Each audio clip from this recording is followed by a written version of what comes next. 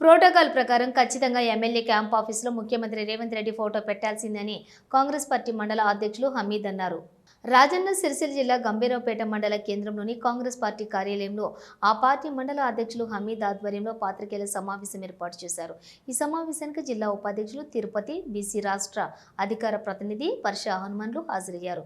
ఈ సందర్భంగా మండల అధ్యక్షులు హమీద్ మాట్లాడుతూ, నిన్న సిరిసిల్ల ఎమ్మెల్యే క్యాంప్ ఆఫీస్కు సీఎం రేవంత్ రెడ్డి తెలంగాణ తల్లి చిత్రపటానికి తీసుకుని వెళ్తూ ఉంటే సిరిసిల్ల పట్టణానికి చెందిన బీఆర్ఎస్ నేత కార్యకర్తలు తిరగబడ్డారు.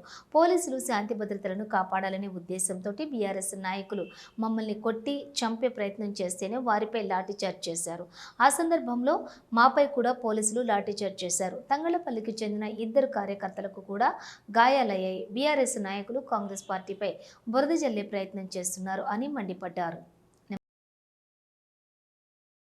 గత పక్షం రోజులుగా ఏ పని లేక విలవెల్లాడుతూ రాజకీయ ఉనికిని చాటుకోవడానికి మరి బీఆర్ఎస్ నాయకులు ఒక కొత్త అంశాన్ని ముందుకు తీసుకొచ్చి ఏ విధంగానైతే ప్రోటోకాల్ విషయంలో మాట్లాడుతున్న సందర్భాన్ని ఈరోజు గంభీరావుపేట మండల కాంగ్రెస్ పార్టీ పక్షాన నేను తీవ్రంగా ఖండిస్తూ ఉన్నాను.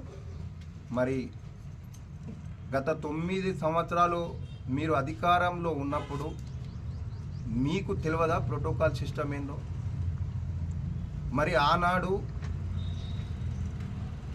ప్రజాప్రతినిధిగా ఓడిపోయినటువంటి నాయకులు, అసలు ప్రజల్లో గుర్తింపు లేనటువంటి నాయకులను ప్రభుత్వ అధికారిక కార్యక్రమాల్లో మంత్రి పక్కన కూర్చునబెట్టుకొని ఏ విధంగా మీరు ప్రభుత్వ కార్యక్రమాలు నడిపించారో ఈరోజు ప్రజలందరికీ కూడా తెలుసు.